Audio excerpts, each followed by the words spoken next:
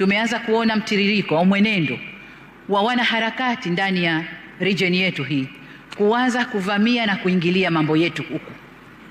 Sasa kama kwao wameshadhibitiwa, wasije kutuharibia huku. The Tanzanian President Samia Suluhu has revolted against Kenyan activists interfering in Tanzania's matters, like showing their solidarity with Tundu Lissu of Chadema. What is your take on these developments in the region? Well, Suluhu has the right to do whatever she's doing as the president of Tanzania, because she claims that it is her duty to protect the country. But again, the Kenyans who have ventured into Tanzania to show support and solidarity with their fellow politicians or activists in Dar es Salaam are also absolutely right on what they are doing. For two reasons. One, the job of an opposition politician, that is, opposition politics, is a tough job. It's not easy.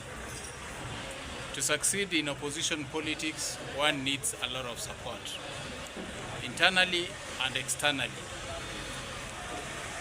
So any regional support accorded to Tundu Lissu and his team should be welcomed by the people of Tanzania, and especially those who subscribe to opposition politics, or those who struggle to promote democracy in Tanzania. It is not easy for an opposition politician to fight or to counter established regimes and systems. Say for Tanzania, anybody who stands against CCM, Chama cha Mapinduzi, or in Uganda, take the case of BCJ and Bobby Wine. It is quite a tough job to fight Museveni and his NRA, because this is a very established and entrenched regime. You cannot shake it.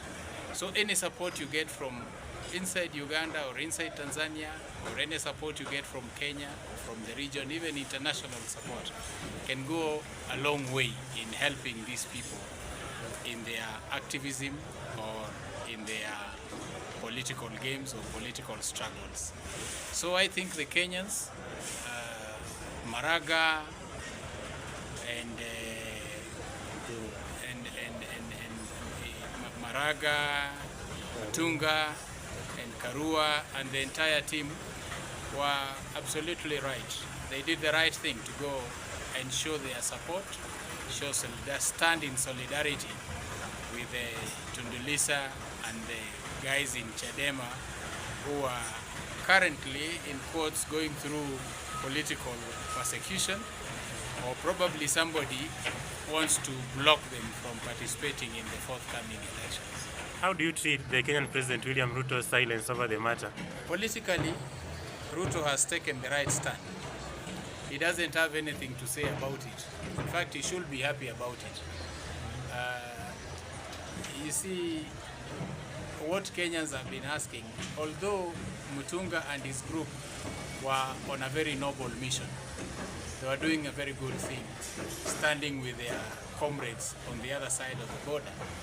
But people are also wondering, why haven't we seen that kind of solidarity with the Kenyans who lost their lives, with the Kenyans who were abducted in 2024, with the Kenyans who just disappeared or were kidnapped and went missing for a long time. So we didn't see, we saw a little activity, some activity from our activists in Kenya, but we didn't see a lot of support shown, especially by these luminaries of democracy or opposition politics in Kenya, when Kenya needed them most. So basically, I think even if these people went to Tanzania And even if they go to Uganda to show solidarity with the Kize, people feel they should have done more for the 2024 victims of abductions and killings by the Kenyan government. What Ruto will say is okay. He just keeps quiet because to him, I think he likes what Suluhu is doing the other side of the border. Number two, Kenya and Uganda and Tanzania are what you call emerging countries. We are not natural countries. So a colonial border should not stop a Kenyan from crossing into Tanzania or a Kenyan from crossing into Somalia and even Uganda and vice versa. Because basically these are the same people, just divided by a very straight and natural colonial border. The border between Kenya and Tanzania is just a straight line, cutting through Masai land, cutting through Taveta people, cutting through communities and separating families. The Maasai in Tanzania does not feel more Tanzanian than he feels Maasai. Similarly to the Kenyan in Kenya, the Maasai in Kenya, he doesn't feel more Kenyan than he feels Maasai. These are just Maasais. It doesn't matter whether somebody is in Tanzania or he lives in Kenya. He is Maasai, and they could be having families and friends across the border. We are one people.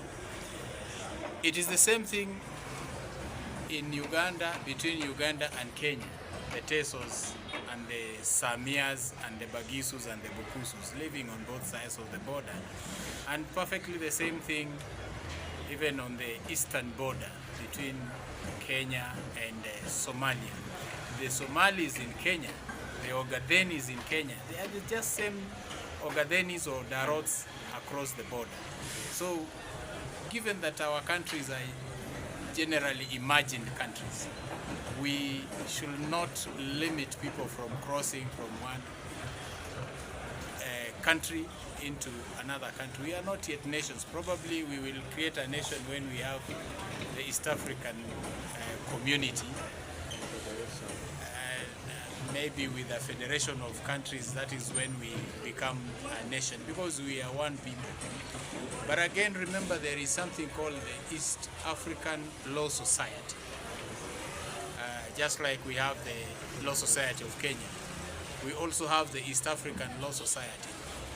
People like Mother Karua and Willy Mutunga and even Maraga, they subscribe to the East African Law Society. And Kenya, and I think LSK, pays a lot of money to the East African Law Society. And members of Kenyan lawyers also pay a lot of money to the East African Law Society. So they cannot be stopped from operating within the region. Kenya, Uganda, Tanzania, Rwanda, Burundi, they should be free to operate within the region because they are members of the East African Law Society. Thank you.